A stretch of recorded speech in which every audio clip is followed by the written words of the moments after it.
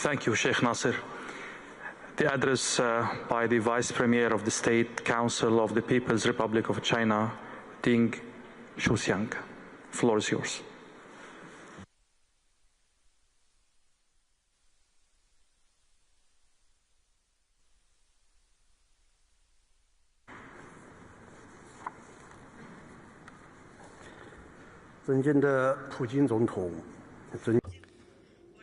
Mr. President, distinguished participants of SPIEF, ladies, gentlemen, I'm glad to have this invitation to participate in the 28th St. Petersburg International Economic Forum, which this year is dedicated to an important theme, a very relevant theme, shared values as a foundation for global growth in a multipolar world. First and foremost, on behalf of China's government, let me offer you greetings and my congratulations on the successful opening of the forum. 10 years ago, President Xi Jinping of China spoke at the UN General Assembly. Back then, he said that peace, justice, development, and freedom were important. These were universal human values, as well as the noble mission of the United Nations. These values are what allows us to overcome ideologically motivated paradigms of thinking and uniting humanity. This was positively received by the international community. Right now, we see unprecedented changes, and right now we see a rise in protectionism as well as one-sided actions. We see the hegemony of diktat of power. Geopolitical conflicts are flaring up. We are witnessing the emergence of new risks. Right now, humanity is facing a great number of shared global challenges. But referring back to President Xi's words, we believe we should remember the universal human values. We have to implement the concept of shared future of humanity. We also have to implement the ideas of global security and global development. We have to ensure all-inclusive globalization for the sake of a safe and prosperous future for everyone across the world. And that said, I would like to share the subsequent ideas with you. First, global governance should be based on cooperation. Global challenges require global solutions based on dialogue. And all countries should have the right and should have the voice in managing our planet. We have to ensure multilateralism as well as equal rights, equal chances, as well as equal rules for each and everyone.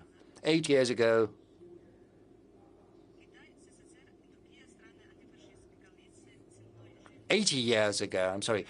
China, the USSR, and the anti-Hitler coalition managed to overcome Nazism, building the foundation of a truly multilateral system. Right now, 80 years since, we have to reaffirm our commitment to the UN Charter and defend these principles, as well as the world order, which is based upon international law. We have to advocate the UN's authority as well as international justice. We have to seek a better, more rational, more just international governance system. Second, an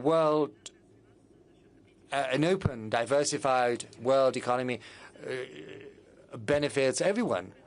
But due to anti-globalism, the 2030 agenda is facing significant difficulties.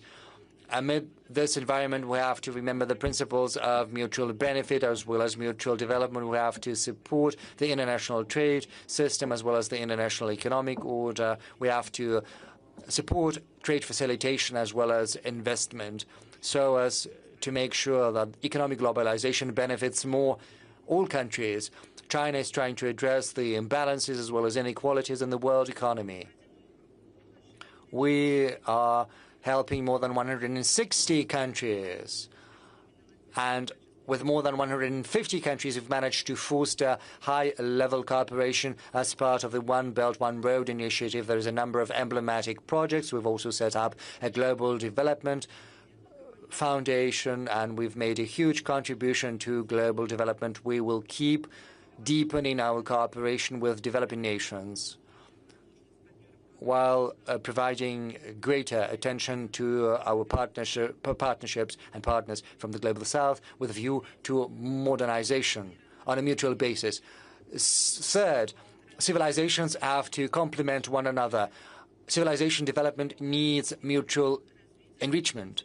We need to develop these civilizations based on tolerance, dialogue, and mutual respect. They have to be respected, as well as respected the right of peoples to choose their own future. We also have to avoid a new Cold War, as well as ideological confrontation in all its manifestations.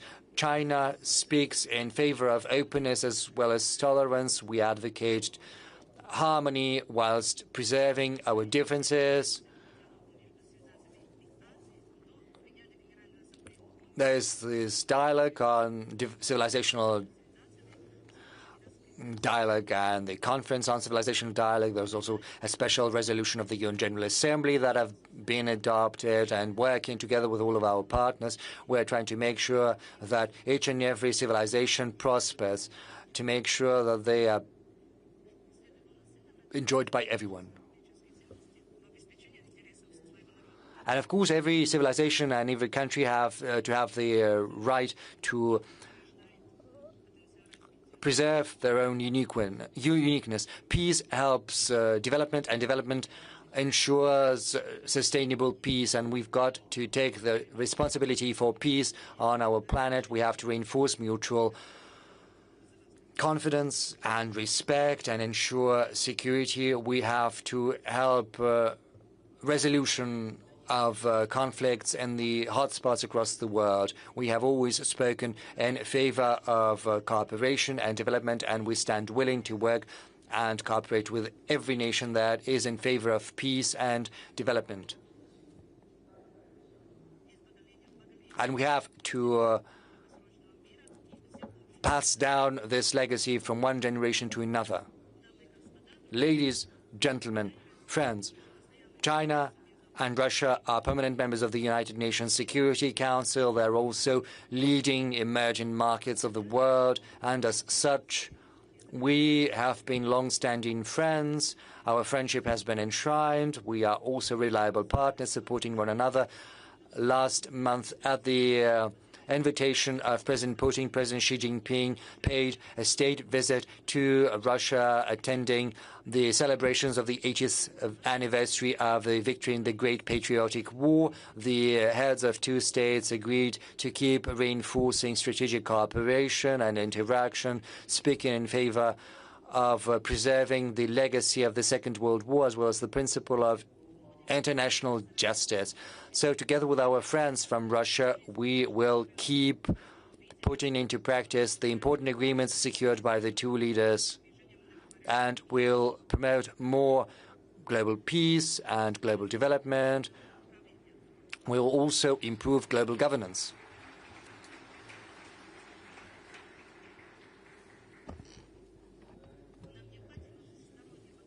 We need to improve, deepen, strengthen and reinforce Russian-Chinese cooperation. Also in such formats as the Eurasian Economic Union and in other formats, we have to build a high-quality infrastructure, tap into our resource potential, and also ensure the complementarity of economic structures of Russia and China, developing our cooperation in energy, aviation, space exploration, AI, and so on and so forth. We also have to improve the material basis for our comprehensive strategic cooperation and interaction for the benefit of both our nations. We also have to keep coordinating our efforts in international platforms, including the UN, promote the SCO and BRICS, and we also have to improve the participation of the Global South in global governance in the interests of a multipolar, more just and more prosperous world. Ladies and gentlemen, friends, currently China is comprehensively, remotely building a strong state through modernization this year. In spite of adverse external economic environment, China still keeps positive economic dynamics. Our GDP grew by 5.4% within the first several months of this year. We are one of the leading economies. We're also developing our international trade despite difficult economic environment, and it demonstrates to the whole world the resilience as well as the viability of our economy. We will also pursue more active macroeconomic policy aimed at supporting employment and the business community, as well as stabilizing the market. Anticipations will also promote predictable, high-quality development in response to uncertain and highly volatile external environment. Will also help revive the Chinese economy. Whatever happens outside, China's doors will only open further. We steadily promote openness, in particular through institutionalizing it, to make sure we have a better business environment based on the best principles. We will be happy to have everyone in China, and we stand ready to share with you the opportunities for the modernization and development of China. Yes, the road to multipolarity is going to be arduous, but it holds the promise of a bright future. I call everyone to be guided by universal human values, opening together the prospects of a multipolar world together. Thank you.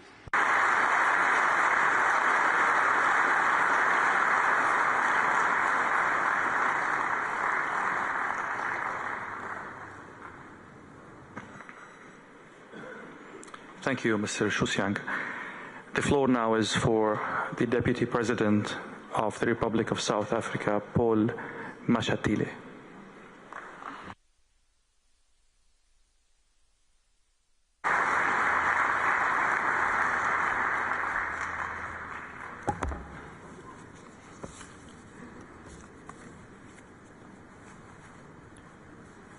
Your Excellency, President Vladimir Putin, President of the Russian Federation, esteemed heads of states who are present, Your Excellency Prabowo Subianto, President of the Republic of Indonesia,